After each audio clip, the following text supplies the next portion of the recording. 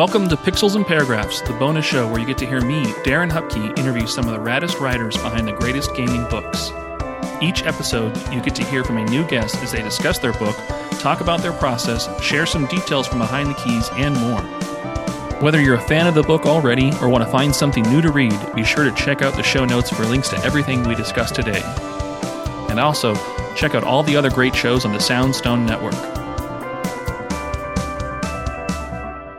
Well, welcome to Pixels and Paragraphs, a podcast about video game books. This is the premiere episode of an idea I've had to spin off of Pixels and Polygons for a while now. It's a show where I hope to interview one-off episodes as like bonus in the main feed, but interviewing the folks who have written and created their own video game books, talking about the process, talking about the research, talking about the inspiration behind it all, and hopefully just hear a good conversation between two folks who like video games. For this premiere episode, I've got Nadia Oxford here. Hello, Nadia. Thanks for doing this. Oh, hello. Thank you for making me like the first, the crew of the ship, as it were. Yeah, this is like literally like on the fly. It's an idea I had, and this kind of fell together because a mutual collaborator, Brian from Retro Game Books, reached out. He's publishing some new books, and you've written one of them. So it was like a great time to cross promote and help kind of create a conversation, but also this idea that I've wanted to do anyway. So it was all perfect timing and everything. So before we get into the book and everything, I'd love to give you some time just for an introduction. I mean, people probably, if they're listening to this, people probably know who you are. Axe the Blood God and Retronauts and like the billions of stuff that you've done out there in the gaming world. But for the three people who might be listening and doesn't know who Nadia Oxford is, would you like to maybe give a brief introduction of yourself? Just for the funsies of it. Hi, I'm Nadia Oxford. Thank you for having me. Basically, I am the co-host on the Axe the Blood God podcast. It is a podcast about RPGs, old, new, Eastern, and Western. I'm also on Retronauts a lot, which of course is Retronauts. And lately I've always written a lot, like in this industry. I've always been a writer, but lately I've been writing a lot of books, and the book we're going to talk about today is my first like really personal project. So I'm excited to go ahead and launch that. Yeah, that's really cool. I've already pre-ordered it, so I don't know if that's a disclaimer that I have to share, like as if I'm biasly influenced or not. This was already a book I was going to buy, and it doesn't matter. It's my damn show. I can do what I want. There you go. Tell them. Yeah, I'm really, really excited for this one. So maybe let's start in the origin space, and let's just maybe describe what this book is off the top, and then we'll talk about how it came to be and how you got partnered up with Brian and everything like that at all. But what is the name of this this new personal book you've got going on? And tell us a brief summary of it. The name is From Pixels to Prose, What Video Games Taught Me About Storytelling. And it's basically just a quick pitch. It's what it says on the tin. Like, I've always been a very big reader and a very big gamer. And the two kind of crossed over and taught me how to write. And I outline how that happened, where it happened, when it happened, what games contributed to that, and what games still influence me to this day, and how they kind of even encouraged me to seek out other media to be inspired by. That's really cool. Yeah, the personal aspect of it, like that's what I'm looking forward to the most. Like I read a lot of like documentary style and very informative like historical books and everything, but there's a lot of like the Boss Fight book series of books, like when the authors of those have like leaned into sharing like their personal story and hearing about like those intangible elements that make like those connections to things unique, those are what have been really kind of like making me more interested in reading more content like that. So I'm really looking forward to this, just to kind of hear like the individual's perspective. I mean, is it gonna, it's neat when it aligns up and matches with mine, but it's also neat when it's a different perspective and an angle maybe I haven't thought about how something can be influential, inspiring, creative, motivating, like whatever it may be. And it's just kind of neat to see and learn that from others' voices and everything. So I'm very, very excited. Absolutely. I'd love to know when did the idea for this first start? Because you have been writing for a long time. If people have like read like your online like blogs and all that stuff, and the podcasting and everything too. But like you've been doing that for a while. But when did the idea or the origin of this first start? Like when did you think like, you know what, I do want to tell like my story or these stories of the influences that I've had like here? When did that first start for you? It started like probably later than you think. I don't know why I never really sat down and said, okay, I'm going to write a book like for me, like one that's not like commissioned for someone else, something that's not like a project for someone else. But eventually I decided, well, maybe someone would want to read something like a more personal aspect. And first, like the project started out initially as something more oriented towards the history of fan fiction and, what that how that played into my life, because that was a big part of my life as well. That project fell through, but I was kind of complaining about it on Twitter, and it was Brian who reached out and said, "Hey, let's talk about books. Do you want to publish something under us?" And I'm like, "Heck, sure. Why the hell not?" And that's when I came at him with the idea of From Pixels to Prose.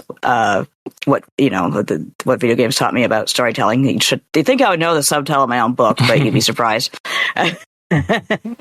And we arranged that, and initially it was a little more informative than personal. And it was actually Justin, the editor, who said, hey, going over this, I think it's really a lot better when you speak to the personal aspect of this book versus like just being like another look at Final Fantasy VI from the perspective of, I don't want to say some bozo, but I'm just saying for myself, like some bozo, So, yeah, I for the second draft, I basically went with the more personal touch, and I think it worked out. Yeah, that's really Praise cool. be. Yeah, I think that's what like the online, like the one-offs and things you've written that I have read myself, like. I like the personal voice and the personal like shares, like when somebody has like, it's not just done for like comedy, but like obviously just to like, really like ink in your own personality within the writing. Like it just gives it like the unique voice and everything. So I can definitely see how, for one, it probably could be a struggle to like remove and try and omit a lot of, that quote unquote voice of yours, from just the more informative text, but then to be encouraged to maybe go back in, then that probably gives you the green light to be like, okay, cool. Now let's just go have a lot of fun with all of this. And this is going to be a lot easier to like pour in hundreds of more words here. So, that's fun. So that came from the editor. We're just kind of coming back in and discussing that with you to put more of that personal spin on it. Yeah, and that's that's kind of a thing you have to be prepared for when you are writing any kind of a book. The idea that, okay, yes, what you have is good, but if you turn it upside down, it could be so much better. And turning something upside down to the way I did, it kind of hurts at first, but then you're like, you know what? It's trust the process, make a huge ass mess, put it back together, and what you get is probably better for it. Just to kind of just thorough editing is it's a soul-shredding process. And I mean, like, Justin was always fantastic. Brian was always fantastic. But, it's part of yourself. And you have to be able to be okay with an editor's suggestions, because 95% of the time they're right, to be honest with you.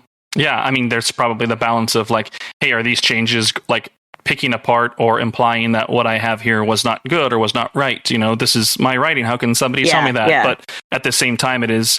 an objective, like outside source, just to help really, if you take that critique to be uplifting or building, like, no, this is going to help shape this entire context into a better, more refined, product and everything, or more, not product. Yeah, but, and like a lot of people, I kind of feel like if I see like red marks on something I wrote, even if it's good, it's just like, oh God, they hate me. I'm going to be fired. Everyone just detests me, and it's just that mindset you have to kind of get over as well. Yeah, that's fun. It really is. I got, I had, when I was first starting to try and write myself, I was in like the comic book world. I was working at a comic shop and wanted to write comics and everything.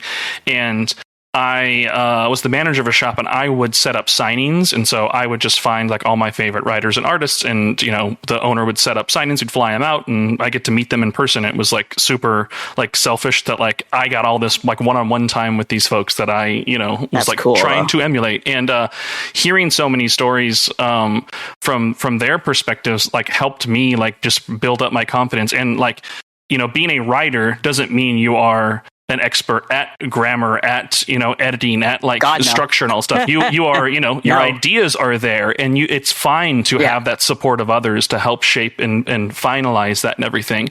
Brian Bendis, he was a huge writer for Marvel and everything, and now he does a lot of his own independent stuff.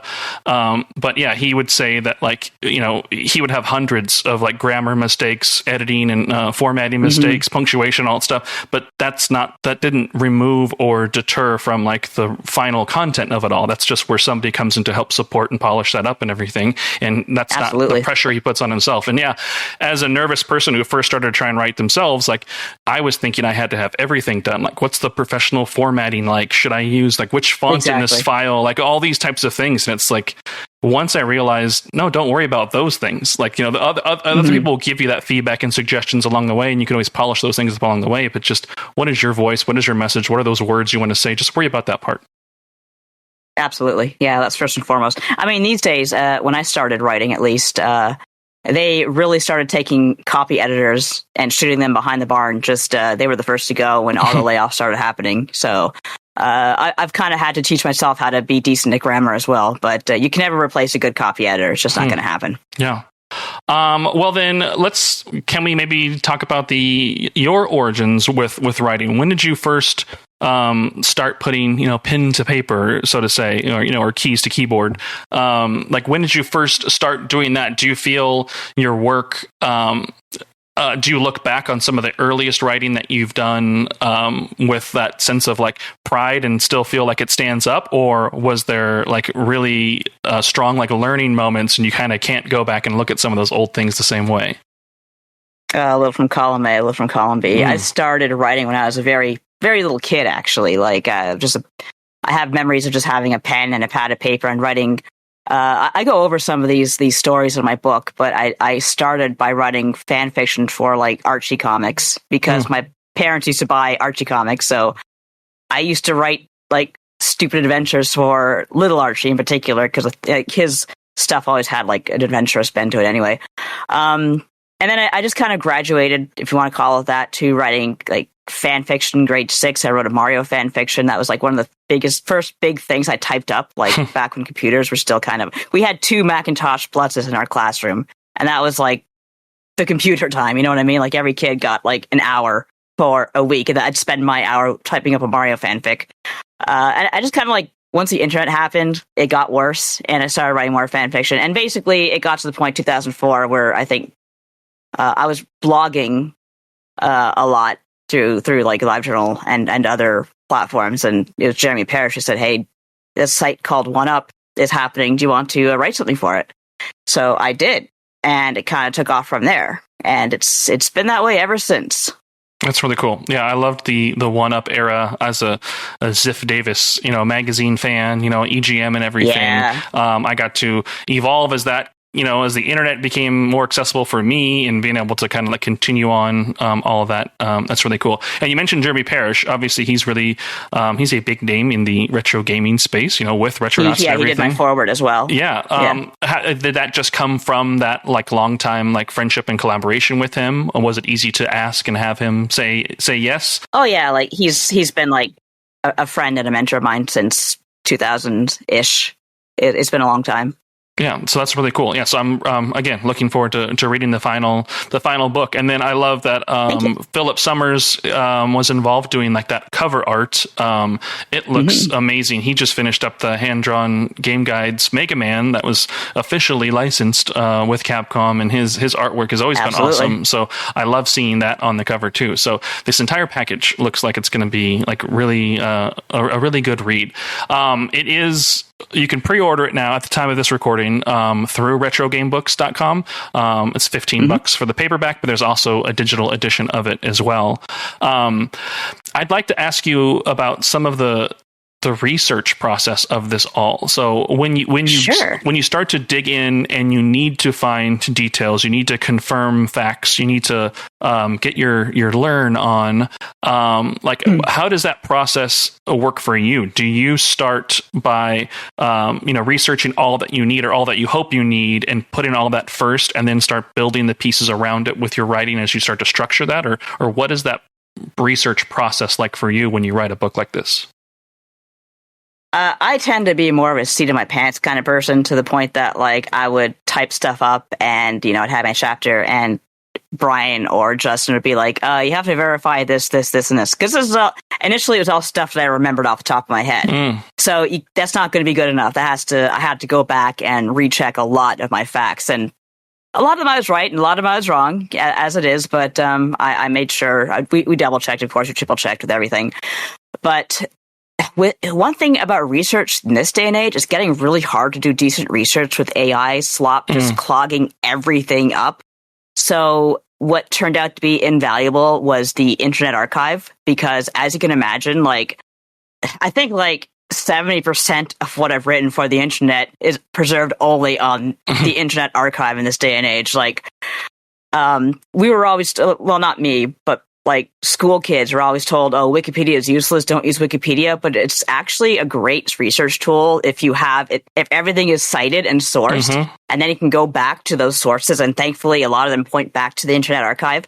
So we owe a lot to those people who sit there and archive things, who make sure that Wikipedia is kept away from like the worst of the worst, because it's not getting any easier with AI slop everywhere. Yeah. So I would say, do not rely on those summaries. For the love of God, look into them. Yeah, I mean, I've seen that. Like, I'm researching a bunch of stuff right now for this skateboarding book I'm working on. Cool. And it is like, yeah, like, the first results, like I just instinctively know to scroll past and go to like the first actual results from a Google search and not look at any of the AI stuff. Because even out of the side of my eye when I'm seeing it and trying to hurry past, it's, North American release dates for games, as if that's like the number one most important release date, when it's like no, when did it first release? Like, you're not summarizing that, you're pulling it from somewhere else that's not taking like, a world view of this and a legitimate first view of this. And exactly. if it's correct at all, it's like, where is it thinking it's correct from, and how does that compare and everything? So it tends to pull things from Reddit, which is people can be right or wrong. It's a mess. Yeah, I like the seat of your pants approach. I'm not going to say that's how I live. That gives me a little bit of confidence as well. Because as I'm currently writing, these words I'm putting down, I'm like in the moment pulling up an internet tab to also confirm if my memory is correct, and then try and like validate that and everything. It's like I'm confident. I was born in '86, so I'm getting old, and I've been playing games my entire life, and I've pretty confident in my memory and all that stuff, but sometimes I do want to still double check or double down on things. But I'm proud of myself. Sometimes I can pull out some obscure dates or details about things, and it's fulfilling. There you go. Yeah. Well then, in this book, again, I know it's more. This one is kind of more about your understanding of like storytelling and like narrative within games, and there is a lot more of like a like your personal personal perspective and the influence it's had on you. Was there any research or content that maybe you wanted to include that kind of got left in an earlier draft, or maybe just didn't fit in the overall like structure you had? Were there things that maybe you had to omit just because you didn't find the right space for them? It's hard to say one particular thing, but I will say I had like a document of like little bits and pieces and paragraphs that I cut out, and ideas that I had, and I'm like, I'm going to go back to this and work it, and it just never really happened. It kind of died over there. But I think in becoming less of a research book and more of a personal book, I definitely did cut out some of the things that like I wanted the book to be a little more educational at first. I mean, it is educational, but it definitely had a more scholarly tone beforehand. So losing some of that research is the kind of thing to streamline things. There was a bit of that, but I can't really cite anything that was specifically I mentioned the fanfic book that was kind of canned at first. Like something like that is still a little more research based, a little more intensive, a little less personal, but still has, personal stuff in it. Something like that would be a completely separate project, but I was thinking it could be like one and the same, but that kind of stopped early on. Yeah, gotcha. Yeah, I mean that's a good thing too. Yeah. I mean, a story like this or a book like this, there's probably not a lot you do have to gut, from like a flow or a pacing or a page count type of thing. I mean, you can essentially chapter by chapter like distill it down to different games or different influences, and that doesn't really give you quote unquote limitations within that space. But it had a good flow, so we weren't too concerned, thankfully. And then maybe beyond just this book, but what is your favorite part of writing? Like, why do you continue to do it, and why what is that thing that keeps you coming back to doing it again and again? Like, what's your favorite part of writing? I've always kind of preferred the blogging style. I grew up with that, if you will. You were born around the same time I was, and what the internet was like in the aughts and the tens, and that's when I really started writing. So kind of glad I can go back to that. I'm sorry, remind me of the question. I lost my train of thought there. Oh, no, it's okay. Like, what is your favorite part of writing? Like when you're sitting down there and you're typing away, what's your favorite part of the process? I have a little voice in my head that tells me all these stupid jokes all the time, and I can get them out and make other people laugh. And that's what I like about my writing, just kind of making other people think and laugh at the same time, not necessarily in that order. I mean, I'm an egomaniac. I like it when people like my stuff and tell me, I like your stuff. I like that a lot. And lately, like for example, my husband and I wrote the Mega Man Robot Master Field Guide and Mega Man X Maverick Hunter Field Guide for Capcom. Mm-hmm. And I've had parents tell me, my child loves those books. Like they read them and they make their own Maverick Hunters, make their own Robot Masters, and that's really cool. I like to hear stuff like that. So I like to think that I'm leaving something behind that someone could pick up and do something with, and especially in this age of AI nonsense. Mm-hmm. That's cool. What is your least favorite part of writing or putting together a book like this? Is there a stage or a step along the way that you're just like, this is not the part I wanted to get to, and this is the part I want to be over with at this point? What's the Running Down a Dream by Tom Petty? Mm-hmm. Like, to me, that's like the perfect song about the creative process. It starts off, you're like, cruising along, I'm having a great time. Oh shit, it's raining. And then at the end, you're like, I'm getting it done. I don't care. I'm getting whatever's mine. I'm grabbing it. It feels a lot like that. I have terrible, terrible executive dysfunction. Sitting down and starting is always the hardest part. And sticking to it is also a hard part. Mm-hmm. But I made myself do it, damn it. No, that's cool. I completed a book. Oh, yeah, no, that's awesome. That's some of the comic advice that I got as well. That was inspirational to me that I rolled over into my book writing, my game stuff. It's the only reason these things exist. The only reason the project you have exists is because you didn't take any no's for like the definitive answer. And when you look on the shelf and you're envious of something, or you're like, oh my gosh, this is bad. I can't believe somebody got to do this. Like that jealousy, like throw that out of your mind. It's like the only thing stopping you is yourself, so if you want to see this through, Absolutely. Like just stop. Like if you find a no, find the alternate path or find the other route around that's going to stop you. And that's the only reason an idea you have won't be able to be like realized and finished and finalized and everything. So like no's, you got to just throw out there, and then finding your process as well. Like it sounds like I'm a lot like you as well. I have my document for my current book right now open at all times. It's literally sitting there. So if in the day I can come by and maybe write 3 paragraphs in a day and that's all I can do, like, hey, that's something. That's like little bits of progress along the way.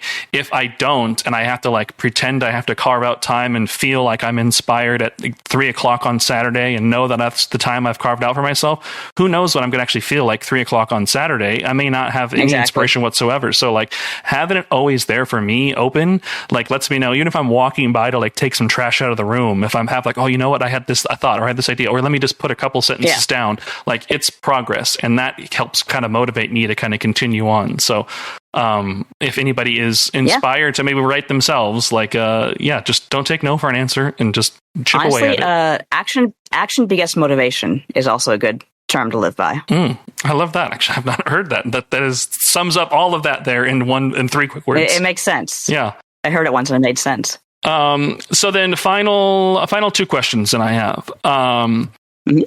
Does this project, now that it's done for you, are you the type who takes that motivation and it helps you immediately start that next thing? or do you are you the type of person who's going to take a breath and maybe wait for inspiration to strike who knows when for like the next thing? Like, do you have an idea ready to go? You don't have to say what it is or anything, but are you the type who has that idea ready to go and you're ready to start working right away, or do you wait and let it breathe for a minute before you consider anything? I'm letting it breathe for a moment. I have other ideas, like I have a fictional thing that I'm working on. Everyone has a fictional novel they're working on, so I'd really like to get that done at some point. But I definitely want to keep working with retro game books, come up with another idea, see how people like this one, and work off that, possibly. Yeah, that's cool. We'll wrap then with any plugs or recommendations, anything that you want people to check out of yours, or like third party outside folks, friends and stuff like that as well too. Sure. I am on Axe of the Blood God. As I said earlier, if you want to support us, we're at patreon.com/bloodgodpod. If you subscribe at the $5 level, $5 a month, you also get a newsletter from myself that I write every week called the Quest Log of the Blood God. So if you like my writing, that's a good place to get some more of it. retronauts.com or patreon.com/retronauts. I'm on there every so often, and I am always doing cool shows over there. And yeah, Retro Game Books will have From Pixels to Prose, so go ahead and grab that. We are working also on more distribution, so we are hoping to get more in easier ways to get the physical book, but of course the ebook is there, so grab whatever is easiest for you, really. Yeah, that's cool. Read them all. Yes. Brian's done a lot of great books in the past, and he's got the greatest domain name for people who like retro games and books at retrogamebooks.com. So it's easy to just accidentally stumble upon. Yeah, it's a good domain. Yeah. I'll plug this as well, just because I biasly have to do so. But the Pixels and Polygons Quarterly, the Q2 issue, is being wrapped up right now. You contributed an article there, and I did. I love keeping it weird. Like, that project to me is, I love the more obscure or like the maybe lesser appreciated games and everything. And so you hit me with not just Secret of Mana, but the iOS port of Secret of Mana. iOS port. Yeah, yep. It's cool. Yep. Great article in there, and so Thank you. That will be available for people to buy in what is this now? June. I think June is when people should be able to buy that on my website and everything. But this isn't about me. This is about your book. So thanks for participating and joining and being on the inaugural Pixels and Paragraphs show. So again, in the show notes below, I'll have links to all the stuff there, but I'll also have the link directly to the Retro Game Books page where you can pre-order it. It is open for pre-order now and live now for you to do that. It's a great price, great looking book, and I'm excited to dig in for my own personal copy. But Nadia, thank you so much for doing this. Thank you. Great to be here. Had a great time. All right, everyone. Thank you for listening, and thanks for listening. Have a great rest of your day. Bye.